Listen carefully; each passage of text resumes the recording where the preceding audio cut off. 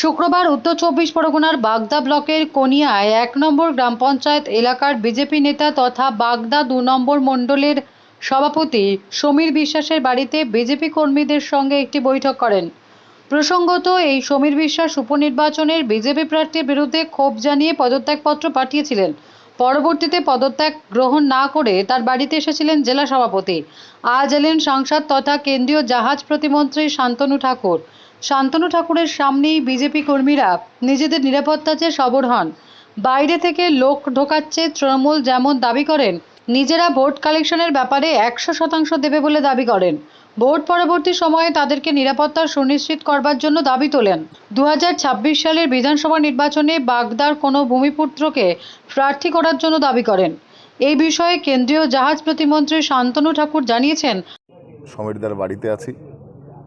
এখানে মোটামুটি কর্মীদের সঙ্গে একটা কথোপকথন হলো যে আমাদের আগামী দিনের যে উপনির্বাচন আছে সেই উপনির্বাচনে আমরা কিভাবে আগামী দিনে পদক্ষেপ নেব সেটা নিয়ে আমাদের ভিতরে আলোচনা হলো। এখানে অনেক কর্মীরাই বললেন যে ভোটের নিরাপত্তা তারা চায়, হাত জোর করে আপনার কাছে আবেদন করলো যে ভোটের পরে তাদের নিরাপত্তা দেওয়ার ব্যবস্থা করা হোক। সব জায়গাতেই ভোট পোল ভায়োলেন্স হয়েছে। আমি মনে করি তুলনামূলকভাবে আমাদের বনগাঁ লোকসভা তুলনামূলকভাবে অনেক আমরা সিকিওর আছে আমাদের কর্মীরা, কারণ এখানে যেহেতু আমাদের একটা ব্যাপক ভোটে জয়লাভ হয়েছে। তো আমি আশা রাখবো যে এবারের ইলেকশন সুষ্ঠুভাবে হবে এবং সমস্ত আমাদের যারা বিজেপির ভোটাররা আছেন বুথে বুথে সেখানে সুরক্ষা যথেষ্ট পরিমাণে দেওয়া হবে। আমি সেটা আশাবাদী সম্পূর্ণভাবে। আপনি যার বাড়িতে রয়েছেন সমীর বিশ্বাস, তিনি তো প্রার্থী পদের পরেই পদত্যাগ করেছিলেন, পরে আবার পার্টিতে বলেছেন যে পদেই বহাল থাকছেন। অভিমান কি ভেঙেছে কি? আরে পদত্যাগ করেছিলেন, তার কি কোনো লিখিত প্রমাণ আছে? তিনি পদত্যাগপত্র পাঠিয়েছিলেন। সে পাঠিয়েছিলেন, কাকে পাঠিয়েছিলেন? প্রেসকে দেখিয়েছিলেন?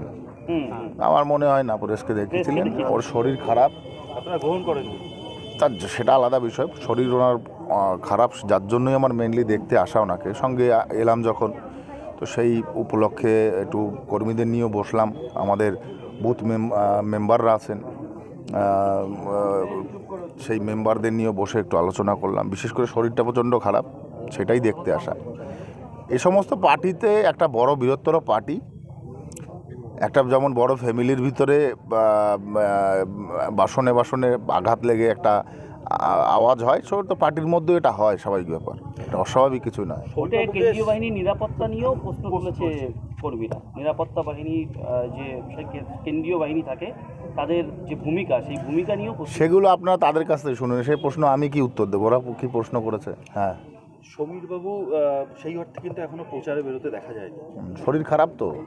আপনি কি আজকে এসে সমীরবাবু? আমি দেখা করলাম যে শরীর কেমন আছে সেটাই মেনলি, আর কি। আজকে এই যে আপনার কর্মীরা তারা একটা কিন্তু নতুন করে আবার দাবি করলো, যেটা অতীতেও তারা ক্ষোভ জানিয়েছিল, যে 2026-এ স্থানীয় কোনো একজনকে প্রার্থী করবার ভূমিপুত্র। আপনার কাছে এই অনুরোধও করলো। আমি অনুরোধ শুনলাম। অনুরোধ রাখতে তো আমি রাখার কেউ নয়, তো পার্টি ডিসিশন নেওয়ার। অবশ্যই শুনলাম। সেটা আগামী দিনে আমরা জোরালোভাবে সেটা নিয়ে আলোচনা করব, পদক্ষেপ রাখবো, আবার কি। অন্যদিকে তৃণমূল কংগ্রেসের পক্ষ থেকে এই সমস্ত অভিযোগ উড়িয়ে বনগাঁ জেলা যুবক তৃণমূল কংগ্রেস সভাপতি নিরুপম রায় জানিয়েছেন, দেখুন, আমরা 24-এর নির্বাচনে দেখেছেন সুষ্ঠু স্বাভাবিকভাবে সারা পশ্চিমবঙ্গে ভোট হয়েছে। সাধারণ মানুষ ভোটের লাইনে দাঁড়িয়ে ভোট দিয়েছে। বলতে চাই 26-এর নির্বাচনেও যেমনভাবে ভোটটা হবে, আমাদের যে উপনির্বাচন হচ্ছে এটাতেও সাধারণ মানুষ নির্দ্বিধায় ভোট দান করতে পারবে। আর যদি সন্ত্রাস করার কথা বলছে, যদি তারা বলে থাকে, তাহলে তাদের নিজেদের মধ্যে যে গোষ্ঠী দ্বন্দ্ব, এই গোষ্ঠী দ্বন্দ্বের ফলে তাদের মধ্যে সংঘাত হতে পারে, তারা এটা আশঙ্কা করছে। কারণ এখানে বিজেপির দুটো গোষ্ঠী। সুতরাং তৃণমূল কংগ্রেস সবসময় মমতা বন্দ্যোপাধ্যায় এবং অভিষেক বন্দ্যোপাধ্যায় একটাই কথা বলেন, সাধারণ মানুষ যাতে ভোটটা দেয়। মানুষের দুহাত ভরে গণতন্ত্রের উপরে আস্থা রেখে মমতা বন্দ্যোপাধ্যায় তার দলকে পরিচালনা করেন। আরেকটা জিনিস তারা বলছে যে ভোট পরবর্তী সময়ে তাদের উপরে সন্ত্রাস নেমে আসতে পারে, সেই জন্য নিরাপত্তা ব্যবস্থা সুনিশ্চিত করবার দাবি জানিয়েছে। এক্ষেত্রেও আপনাদের দিকে আঙুল তুলেছে। ভোট পরিচালনা করে নির্বাচন কমিশন। নির্বাচন কমিশন তার তার সিস্টেম অনুযায়ী ভোটটা পরিচালনা করবেন। এবং তৃণমূল কংগ্রেসের পক্ষ থেকে বলতে পারি যে আমাদের এখানে কোনো রকম কোনোদিন সন্ত্রাস হয়নি, আগামীতে ভবিষ্যতে হবে না। তাদের দুজনের যে গোষ্ঠীদ্বন্দ্ব, মানে বিজেপির দুটো টিমের যে গোষ্ঠীদ্বন্দ্ব, সেই তত্ত্বই তারা সামনে আনতে চাইছে। এর আগে দেখুন, আমরা বাগদাতে, বিশেষ করে আমাদের কনিয়ারা পঞ্চায়েতে অনেক হিংসাত্মক ঘটনা ঘটেছে, কিন্তু তার মধ্যে থেকে আমরা ভোট করেছি। সে আপনি 1918 সালে বলুন, 19 সালে বলুন, 23 বলুন, 21 বলুন, আমরা পঞ্চায়েতে আমাদের একটা বড় আঘাত পেয়েছি বা পঞ্চায়েতে আমাদের ব্যাপক সন্ত্রাস হয়েছে। 18 সন্ত্রাসের কথা তো আমাদের বলার আর জায়গা নেই। এবং আমরা 23-এও সন্ত্রাস দেখেছি। আমরা 23-এ যে সন্ত্রাস দেখেছি সেটা আমরা মেইনলি কাউন্টিংয়ের সন্ত্রাস দেখেছি। আমি নিজে ব্লকের ক্যান্ডিডেট ছিলাম এবং আমি বিপুল ভোটে জয়লাভ করেছিলাম। বিপুল ভোটে জয়লাভ করা সত্ত্বেও আমরা সার্টিফিকেট আনতে পারিনি। এমন ঘটনা আমাদের বাগদাদের সমস্ত প্রান্তে হয়েছে এবং পরবর্তীতে আমরা বিভিন্ন হিংসার সম্মুখীন হয়েছি। এবং শান্তনুদা আমাদের এবার জেলা সভাপতি আগে আমাদের বিভিন্ন রকমভাবে সহযোগিতা করেছেন এবং আগামীতে আমাদের বিভিন্ন রকমভাবে সহযোগিতা করবেন এই আশ্বাস দিলেন। এবং আমরা আশা করছি অবশ্যই আমরা সবসময় পাবো। আগেও যেমন আমরা পাশে পেয়েছি, আগামীতেও আমরা পাশে পাবো। সন্ত্রাস হতে পারে, আপনি দাবি করছিলেন যে সন্ত্রাস হতে পারে, ভোটারদের বুথে না আসতে দেওয়া হতে পারে। হ্যাঁ, এমন একটা আশঙ্কা আমাদের থেকেই যায়, কারণ শাসক দল সেমন অ্যাক্টিভিটি দেখায় বা তাদের কার্যকলাপের মধ্যে দিয়ে আমরা বুঝতে পারি। কারণ ওদের তো পায়ের নিচে মাটি নেই, কারণ ওদের এখানে ভোট নেই। কারণ আমাদের কনিয়ারা পঞ্চায়েত ওদের ব্যাপক পরিমাণে লস আছে, আমাদের বিভিন্ন বুথগুলোতে লস আছে, আমাদের বিধানসভাতে লস আছে। এবং এই যদি আপনি লোকসভা ধরুন, এই লোকসভাতে ওদের ব্যাপকভাবে লস। এবং আগামী দিনে ওরা কোনো দিনে জয়ের আশা দেখতে পাবে না। আপনারা এই বিধানসভায় ভূমিপুত্র প্রার্থী দেওয়ার দাবি করলেন, হাত জোর করে ভূমিপুত্র প্রার্থী, কি দাবি করেছেন?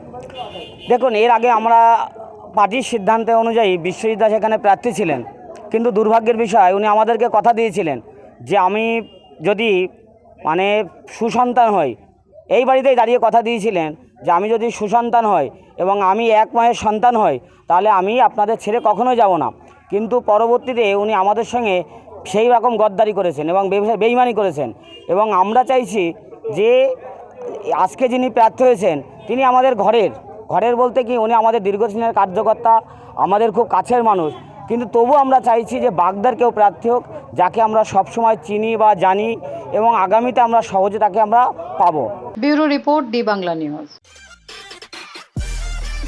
সব খবর সবার আগে পেতে আমাদের চ্যানেলটি সাবস্ক্রাইব করুন এবং পাশে থাকা বেল আইকনটিতে ক্লিক করুন, লাইক ও শেয়ার করুন।